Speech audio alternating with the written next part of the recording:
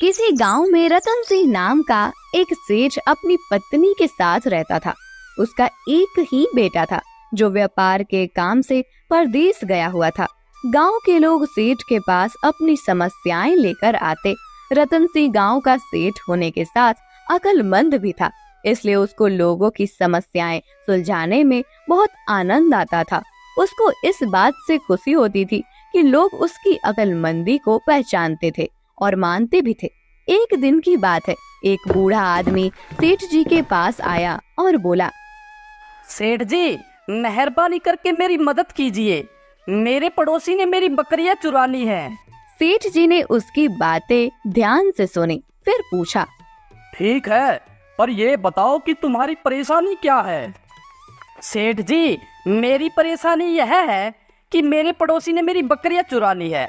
मैं एक गरीब आदमी हूँ और इतना गरीब हूँ कि मैं उसके बदले में और बकरियां नहीं खरीद सकता। सेठ जी ने पड़ोसी से पूछा, और तुमको इसके बारे में क्या कहना है। सेठ जी, मुझे नहीं मालूम कि यह आदमी क्या कह रहा है। मेरे पास बहुत सारी बकरियां हैं, पर उनमें से कोई भी बकरी इनकी नहीं है। इस बात का फैसला करना आसान नहीं था। सेठ जी को ऐसे मामले सुलझाने में बहुत अच्छा लगता था। उसने कहा, मैं तुम लोगों का एक इम्तिहान लेता हूँ। जो भी वह इम्तिहान पास कर लेगा वही बकरियों का मालिक होगा। मैं जानना चाहता हूँ कि इस दुनिया में सबसे ज्यादा तेज चीज क्या है। जब तक तुम लोग इस सवाल का जवाब न ढूंढ लो, यहाँ वापस मत आना। दोनों लोग सिर हिलाते हुए अपने अपने घर चले गए। अब इस बात का जवाब कौन दे सकता था। उस बूढ़े आदमी की एक बेटी थी, जिया। वह जितनी सुंदर थी उतनी ही अक्लमंद भी थी। बुढ़ा जब घर वापस आया तो सेठ जी का सवाल उसने अपनी बेटी से पूछा। तुरंत ही उसने अपने पिता के कान में कुछ फुसफुसाया जो उस सेठ को खुश कर सकता था। अगली सुबह ही वह बुढ़ा सेठ के घर की तरफ रवाना हुआ। सेठ ने जब बूढ़े को देखा तो वह आश्चर्य में पड़ गया और बोला, अरे, क्या तुमको मेरे सवाल का जवाब मिल गया? जी सेठ जी, यह कोई ज्यादा मुश्किल सवाल नहीं था। हाँ, तो फिर बताओ कि इस दुनिया में सबसे ज्यादा तेज चीज क्या है। सेठ जी, समय। वह हमारे पास कभी भी काफी नहीं होता। यह हमेशा ही बहुत जल्दी चला जाता है और हमारी पकड़ में नहीं आता। जो हम करना चाहते हैं उसके लिए हमारे पास कभी भी समय काफी नहीं होता। बुढ़े के इस जवाब से तो सेठ भी चौकन्ना रह गया, क्योंकि उसको तो अपने आप पर भी यकीन नहीं था कि वह खुद भी इस सवाल का जवाब दे सकता था। उसने बुढ़े से पूछा, इस सवाल के जवाब में तुम्हारी किसने सहायता की? किसने बताया तुमको? किसी ने नहीं सेठ जी, ये मेरे अपने शब्द हैं। मुझे किसी ने कुछ नहीं बताया।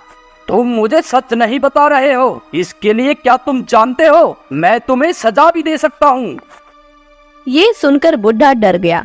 वह और आगे झूठ नहीं बोल सका। इस सवाल का जवाब मेरी बेटी जिया ने मुझे बताया है। वह एक बहुत ही समझदार लड़की है। लगता है कि वह बहुत अक्लमंद लड़की है। मैं उनसे मिलना चाहूँगा। जी ठीक है सेठ जी, मैं कल ही अपनी लड़की को आपके पास लेकर आऊँगा। अगले दिन ही वह बुढ़ा अपनी बेटी को सेठ जी के पास ले आया। सेठ जी तो पहले ही उसकी अक्लमंदी का सिक्का मान गया था और उसको देखकर तो वह उसकी सुंदरता का भी सिक्का मान गया और बोला, तुम बहुत अक्लमंद हो और साथ में सुंदर भी। यह मेरे लिए बड़ी इज्जत की बात होगी अगर तुम मेरे बेटे के साथ शादी कर लो। जिया ने जवाब दिया, सेठ जी, यह बात बोलकर तो आपने मेरे घर की इज्जत ही बढ़ा दी। हालांकि सेठ जी इस बात से बहुत खुश था कि उसको इतनी सुंदर और अक्लमंद बहू मिल जाएगी, पर वह उससे डरा हुआ भी बहुत था, क्योंकि वह वाकई बहुत अक्लमंद थी। वह नहीं चाहता था कि वह उसके पास आने वाले मामलों में दखल दे। वह अपनी इज्जत को, जो उसको अपनी अक्लमंदी की वजह से मिली हुई थी, किसी से बांटना नहीं चाहता था, अपनी पत्नी से भी नहीं। सो सेठ जी ने उससे कहा, जो कुछ भी मेरे घर में है वह सब तुम्हारा है, पर तुम्हारे लिए मेरे घर में बस एक ही नियम होगा कि तुम मेरे सामने आए हुए मामलों में कोई दखलंदाजी नहीं दोगी। अगर तुमने यह नियम तोड़ा तो मैं तुमको तुम्हारे पिता के घर भेज दूंगा। जी ठीक है, आप जैसा बोलोगे मैं वही करूँगी। कुछ दिन के बाद जब सेठ जी का लड़का व्यापार करके परदेश से अपने घर आया तो सेठ जी ने अपने लड़के की शादी जिया से कर दी। कुछ समय तक तो सब ठीक चलता रहा। सेठ जी के पास लोग अपने मामले लेकर आते और वह उनको सुलझाते और जिया अपने घर के काम में लगी रहती। अक्सर वह सेठ जी के फैसलों को ठीक ही मानती थी। एक दिन सेठ जी ने दो लड़कों को एक पहेली दी जो अपनी भेड़ों पर लड़ रहे थे। जो सचमुच में भेड़ का मालिक था, वह लड़का उस पहेली को लेकर बहुत परेशान था। यह सब देखकर जिया से रहा नहीं गया। उसने उस लड़के से पूछा, भैया तुम इतने परेशान क्यों हो? सेठ जी ने मुझे बिल्कुल ही नामुमकिन काम दे रखा है। उसने हमें एक एक अंडा दिया है और कहा है जो कोई इस अंडे के बच्चे को मुझे सुबह लाकर दिखाएगा, भेड़ें उसी की होंगी। जिया जानती थी कि उसको उस लड़के की सहायता नहीं करनी चाहिए, पर इसका हल बहुत ही साफ था और वह लड़का उस काम को लेकर वाकई बहुत परेशान था। तो वह उसको उसके काम का हल बताए बिना न रह सकी। उसने लड़के से कहा, सेठ जी के पास थोड़ा सा चावल लेकर जाओ और उससे कहो कि वह उस चावल को आज ही बो दे, ताकि तुम कल सुबह उस अंडे में से निकले बच्चे को वह मुलायम ताजा चावल खिला सको। उसको भी पता चल जाएगा कि एक दिन में चावल उगाना उतना ही नामुमकिन है जितना आज के अंडों में से सुबह चूजे का निकलना। लड़का यह सुनकर बहुत खुश हुआ। वह तुरंत ही सेठ जी के पास चावल लेकर गया और जो शब्द जिया ने उससे कहे थे उसने वही शब्द जाकर सेठ जी से कह दिए। पर सेठ जी यह सुनकर खुश नहीं हुआ। वो बहुत गुस्सा हुआ। उसने पूछा, किसने कहा तुमसे यह सब? किसने दिए तुम्हें चावल? तुम्हारे जितने बड़े बच्चे के लिए ये शब्द बहुत ज्यादा अक्लमंदी के हैं। ये मेरे ही शब्द है सेठ जी, ये मेरे ही विचार है। किसी और ने इसमें मेरी कोई सहायता नहीं की।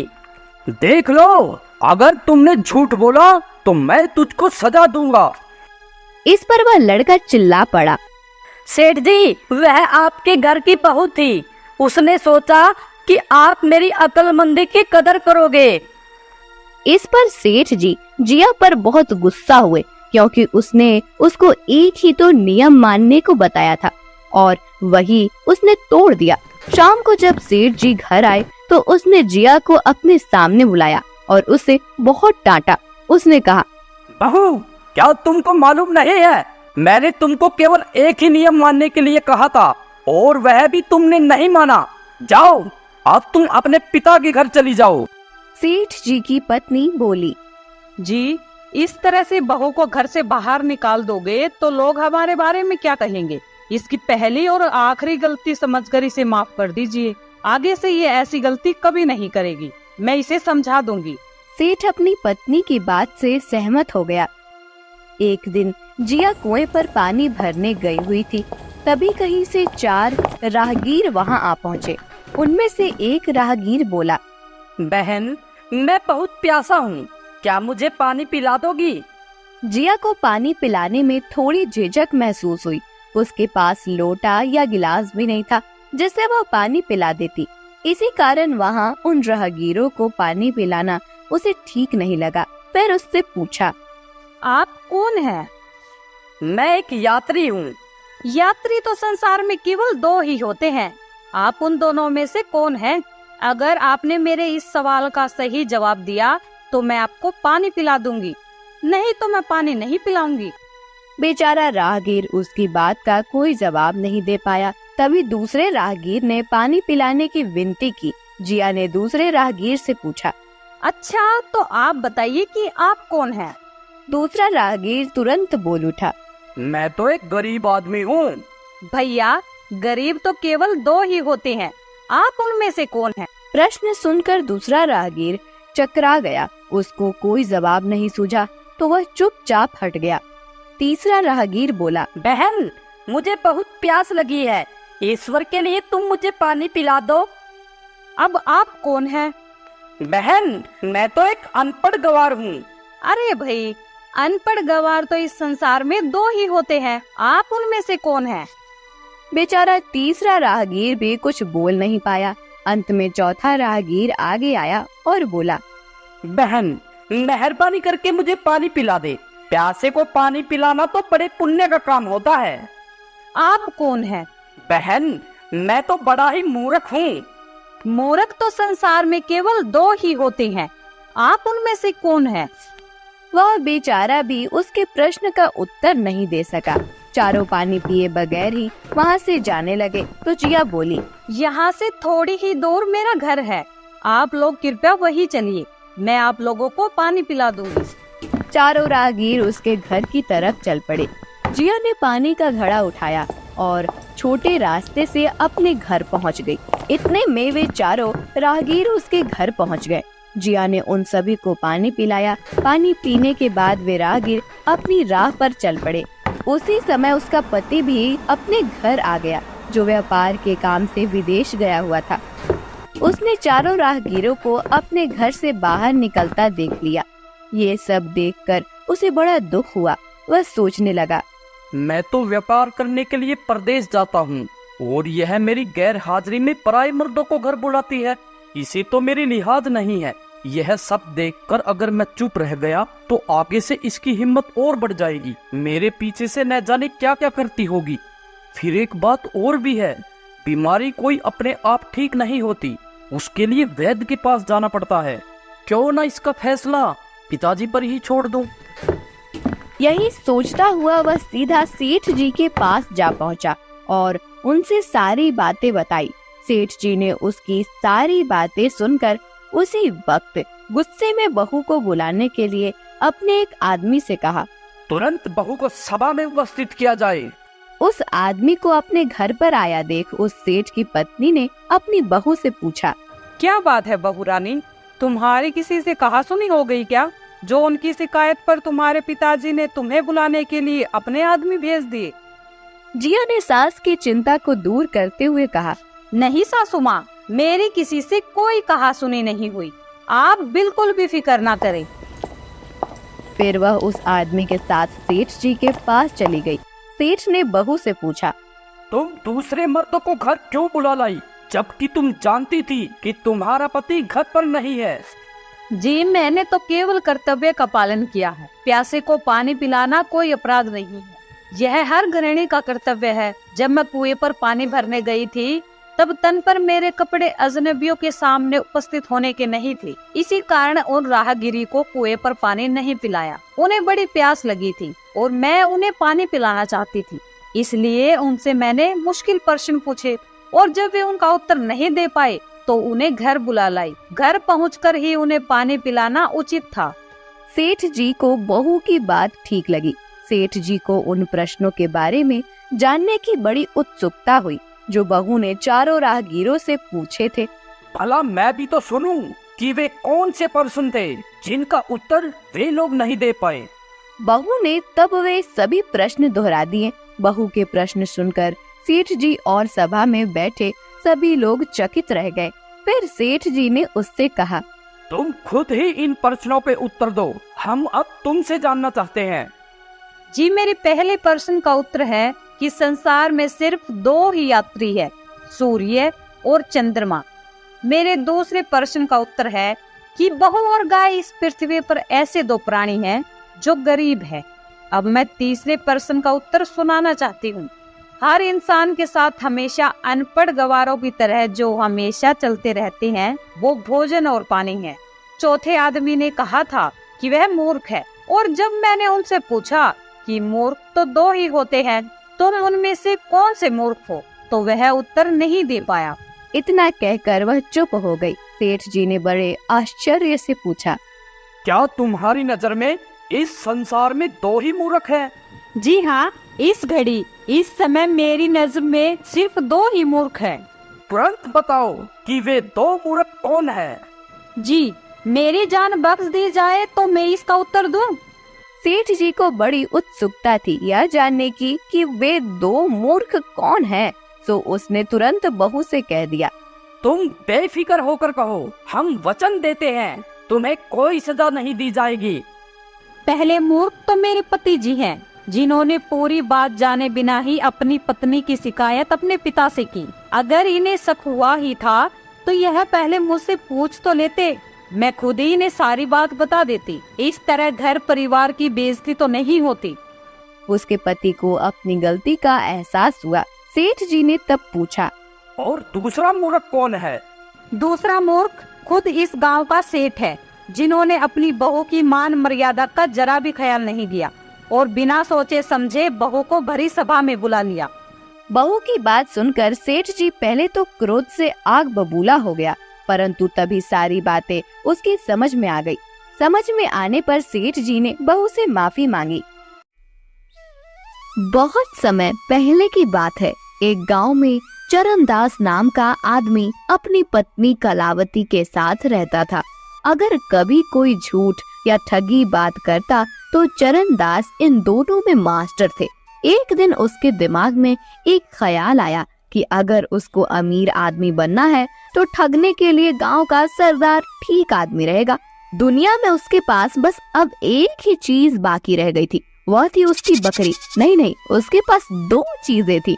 अगर तुम उसे गिनो तो क्योंकि साथ में उसकी पत्नी भी तो थी। एक दिन उसने अपनी पत्नी से कहा, मैंने अमीर बनने के लिए एक तरकीब सोची है। उसमें तुमको और बकरी दोनों को मेरी सहायता करनी पड़ेगी, क्योंकि अब केवल तुम दोनों ही मेरे पास रह गए हो और तुम तो मेरे लिए बहुत ही कीमती हो। खास करके इस समय अपनी तरकीब को काम में लाने के लिए मुझे तुम्हारे सोने के हार की जरूरत पड़ेगी, जो मैं अपनी बकरी को दूंगा। जी ठीक है, आप जैसा बोलोगे मैं वही करूंगी, लेकिन इस बात का ख्याल रखना कि वो हार तुम्हारी माँ यानी मेरी सास की आखिरी निशानी है। अगले दिन उसने अपनी पत्नी का सोने का हार लिया और उसके कई छोटे छोटे टुकड़े कर दिए। उनमें से एक टुकड़ा उसने बकरी के चारे में मिला दिया। बाद में जब बकरी ने लीद की तो उसमें वह सोने का टुकड़ा चमक रहा था। उसने फिर एक बार बकरी के चारे में एक सोने का टुकड़ा मिला दिया और बकरी को लेकर वह गांव के सरदार के घर पहुंचा और आवाज लगाई, सरदार की जय हो, सरदार अमर रहे। कहो मेरे बच्चे, कैसे आना हुआ? सरदार, मेरे पास एक बहुत ही खास खबर है जिससे आप सबसे अमीर आदमी बन सकते हो। तब तुम ये खबर अपने पास ही रखकर खुद ही अमीर क्यों नहीं बन जाते? क्योंकि इतनी अमीरी तो केवल सरदारों को ही अच्छी लगती है। जहांपना, अगर मैं इतना अमीर बन गया तो मुझे यकीन है वह खजाना मुझसे आप ले लेंगे। इसलिए मैंने यह सोचा कि उसे मैं आपको अपने आप ही दे दूं। चरणदास, तुम बहुत ही अक्लमंद आदमी हो। बताओ क्या खबर है? चरणदास ने अपनी बकरी और उसकी लीद सरदार को दिखाई। सरदार को ऐसी बकरी देखकर बहुत आश्चर्य हुआ जो अपनी लीद में सोना निकालती है। इससे पहले ही वह अपने आश्चर्य पर काबू पाता कि इतने में बकरी ने फिर से लीद दे दी और उसमें भी सोने का एक टुकड़ा चमचमा रहा था। तुम इस बकरी का क्या लोगे? और देखो, एक दाम बताना, क्योंकि तुम जानते हो कि मैं तुमसे ये बकरी बिना कुछ दिए भी ले सकता हूँ। मैं हमेशा ठीक ही बोलता हूँ। जहांपना, आपके एक बहुत ही छोटे नौकर की हैसियत से मैं इसका दाम केवल 100 सोने के टुकड़े और 100 चांदी के टुकड़े मानता हूँ। चरणदास, तुमको 100 सोने के टुकड़े और 100 चांदी के टुकड़े मिल जाएंगे। चरणदास को तो विश्वास ही नहीं हुआ कि सरदार इतना दयालु था। चरणदास फिर बोला, जहांपना, कोई आपका सोना चोरी न कर ले, इसलिए आप बकरी को अलग ही रखना और अपने बहुत ही खास आदमी को उसकी रक्षा के लिए रखिएगा। इतना कहकर वह वहाँ से चला गया। 4 दिन बाद उस बकरी को जहाँ रखा गया था वह जगह उसकी लीद से भर गई। सरदार के नौकरों ने वह पूरी लीद छान मारी, पर उनको सोने का एक टुकड़ा भी नहीं मिला। ये देखकर सरदार गुस्से से भर गया और बोला, उस कमीने को मेरे पास जिंदा लेकर आओ, और अगर वह न आए तो उसको मार दो और उसका मरा हुआ शरीर देकर आओ, ताकि मैं उसको गिद्धों को खाने के लिए फेंक सकूं। चरणदास तो इसके लिए पहले से ही तैयार था, क्योंकि उसको मालूम था कि सरदार उसको बुलाएगा, क्योंकि उस बकरी की लीद में सोना तो निकलना ही नहीं था। उसने अपनी पत्नी को अपना प्लान पहले से ही बता दिया। कलावती, जब हम सरदार के पास जाएंगे, जो कुछ भी मैं तुमसे कहूँ उस हर बात पर बहस करना और उसको काटना। इस तरह हम आपस में लड़ेंगे और वहाँ से आके मैं देख लूंगा। जी ठीक है, आप जैसा बोलोगे मैं वही करूँगी। उसने एक थैली में खून जैसा लाल रंग लिया और अपनी पत्नी के पेट पर बांध दिया। जैसे ही सरदार के आदमी उसके पास आए, उसने अपनी पत्नी को भी साथ लिया और उनके साथ चल दिया। सरदार के घर आकर चरणदास ने सलाम किया और बोला, सरदार की जय हो, सरदार अमर रहे। जहाँपना, आपने मुझे बुलाया? चरणदास, तुमने तो कहा था कि तुम्हारी बकरी अपनी लीद में सोना निकालती है। मैंने उसको तुम्हारे कहे अनुसार 4 दिन तक एक अकेली जगह में रखा, पर मुझे उसकी लीद में सोने का एक टुकड़ा भी नहीं मिला। जहाँपना, पर मैंने तो आपसे यह केवल कहा नहीं था, बल्कि करके भी दिखाया था। उसकी पत्नी बोली, सरदार, इसने आपको धोखा दिया था। बकरी की लीद से कोई सोना वोना नहीं निकलता। चरणदास चिल्लाया। चुप रह झूठी। कलावती ने भी जवाब में कहा, तुम झूठे हो। चरणदास ने गुस्सा होने का बहाना करते हुए अपनी पत्नी को बहुत डांटा। फिर उसने अपना छोटा सा चाकू निकाला, उसके पेट पर लिपटा हुआ वह थैला काट दिया। इससे इस थैले में भरा सारा खून फर्श पर बिखर गया और उसकी पत्नी जमीन पर गिर पड़ी। यह देखकर सरदार चिल्लाया, तुमने अपनी पत्नी को मार दिया? आपने मुझे बुलाया था ना? क्यों बुलाया था? जल्दी बताइए, ताकि मैं अपनी पत्नी को फिर से जिंदा कर सकूं। सरदार ये सब देखकर परेशान था। वह बोला, तुमने अभी अभी एक इतना बड़ा जुर्म किया है और तुम मुझसे पूछ रहे हो कि मैंने तुमको यहाँ क्यों बुलाया? भूल जाओ कि मैंने तुमको यहाँ बुलाया है। तुमने अपनी पत्नी को मारा है। तुमने एक भयानक जुर्म किया है, वह भी मेरी आंखों के सामने। अब तुम उसकी सजा भुगतने के लिए तैयार हो जाओ। चरणदास ने तुरंत ही एक गिलास भरकर पानी मांगा। सरदार ने पानी मंगवा दिया। चरणदास ने उसके ऊपर कुछ शब्द बोले। फिर उसने अपनी गाय की पूंछ का चवर उस पानी में डुबोया और उस पूंछ को 7 बार झटक कर उससे एक आवाज करते हुए वह पानी अपनी पत्नी पर छिड़क दिया। वह बोला, इसका कटा हुआ शरीर ठीक हो जाए और मैं तुझे हुक्म देता हूँ कि तू उठ जा। उसकी पत्नी तुरंत ही उठकर बैठ गई। अब उसका भी कहीं से कटा हुआ नहीं था। गाय की उस पूंछ के चंवर की ताकत को देखकर सरदार ने सोचा कि अगर यह चंवर उसके पास हो तो वह कितना ताकतवर हो जाएगा। वह अपने उन सब मरे हुए लोगों को जिंदा कर सकता है जो मर गए थे। तो वह चरणदास से बोला, मैंने तो कभी ये सोचा भी नहीं था कि मैं अपनी आंखों से ऐसी ताकत देख पाऊंगा। मुझे लगता है कि मैं लीद में सोना निकालने वाली बकरी के बदले यह चंवर लेना ज्यादा पसंद करूंगा। चरणदास, तुम मुझे इसे कितने में बेचोगे?